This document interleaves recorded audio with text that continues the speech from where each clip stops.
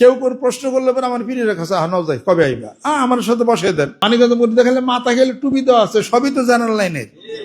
অন্য লাইনের আসলে হ্যাঁ না জিকির করে হ্যাঁ না ই হইছে, আর টুপি ফালাই দিলে তো আগের যাতাই কি করতেছে কিনা বাতাসের সাথে ডিম পোস্ট করে কবে খাই হালাইতাম আমরা। এখন আমরা কিছু কিনে এখন একদল লোক খালি আছেই, আমরা বলো কাফের। এই কাফের কোনদিন 5 ওয়াক্ত নামাজ পড়ে? এই তাহলে এই খালি আছে। প্রশ্ন হলো কি, আমি উদাহরণ এই জন্য দিলাম, আমাদেরকে দাওয়াত দেওয়ার জন্য তো কেউ আইলো না, যে আপনাকে দাওয়াত দেওয়ার জন্য আসলাম, এই দরবারে আপনার এই ভুলটা আছে এটার জন্য তো কেউ আস নাই। এই ফাঁকে থুয়া শুধু খালি বইলেই গেল। বলতে থাক, আমরা কাম করতে আসি। পানি গোলা করবি, মাছ শিকার করুন। ওই যে খুন লাগিয়েছিলাম, পানি গোলা করছে বেক আলেম ওলামা।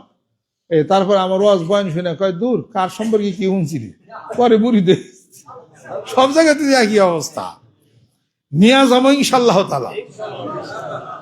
আমার এই ঘোষণা সর্বপ্রথম ঘোষণা করছে 5 কোটি মানুষকে টার্গেটটা মাঠে নামছে। আমার এই কথা আমার পর্যন্ত থাকলে হবে না, আমার যদি ভালোবাসেন আমার কথা মাঠে নামতে হবে। তবলিগ জামাতের ভাইরা দেখান না মাঠে বাজানো কত কাজ করে, কত বিশাল আয়োজন তারা করছে। তারা কি ওর সাথে মারামারি করবার গেছে? কে কি বললো চুপ থাকেন, কিছু বলার দরকার নাই। আপনি দাওয়াত দেন, জিকিরের দাওয়াত দেন, নামাজের দাওয়াত দেন, বায়াতের দাওয়াত দেন। আর সমস্যা কি আছে? কেউ করে প্রশ্ন করলে পরে আমার ফিরে রাখা নাও যাই কবে আইবা আমার সাথে বসে দেন, বাংলাদেশ আসে বসে। আল্লাহ নবী সাল্লাল্লাহু আলাইহি ওয়াসাল্লাম ওমরের বাড়িতে গেছেন 3 বার দাওয়াত নেয়া। ওমর তো তখন কাফের ছিল, 3 বার দাওয়াত দিয়ে গেছে। আমি যদি খারাপ হয়, দরবার খারাপ হয়, তাহলে আমার কয়বার দাওয়াত দিয়ে নিয়েছেন এটা কোন আগে দেন নাই, বেশ ভালো কথা। আপনার কথা আপনারা থাকেন, পাবলিক বুঝা গেছে ঘটনা কি, কথা ঠিক কিনা? জনগণ যদি একবার বুঝে তাহলে কিন্তু কাম সারা, কাজে আমি আপনাদের খেদমত আরজ করতে চাই, তারা এক শ্রেণীর এমন মানুষ, তারা খুব গণ্ডির মধ্যে কয়েকজন মানুষ নেই, তারা খালি মাঠ গরম করে। প্রকৃতপক্ষে পাবলিক তাদের হাতে নাই, পাবলিক তাদেরকে সম্মান শ্রদ্ধা করে না। পাবলিক এটা চায় না যে আপনি গিবত শেখর দুর্নাম কাজে ঝগড়া করবে, এটা পাবলিক কখনো চায় না।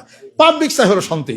মানিকগঞ্জ দরবার শরীফের নেতৃত্বে শরীয়ত, তরিকত, হকিকত, মারিফত আলাপ আলোচনা করে সামাজিকভাবে শান্তি প্রতিষ্ঠার লক্ষ্যে এই মাহফিলের আয়োজন করা হয়েছে।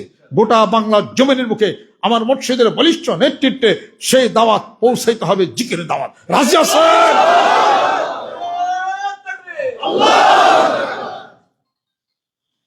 আল্লাহ পাক যেন কবুল করে নেন, রহমত করে দেন, বরকত করে দেন।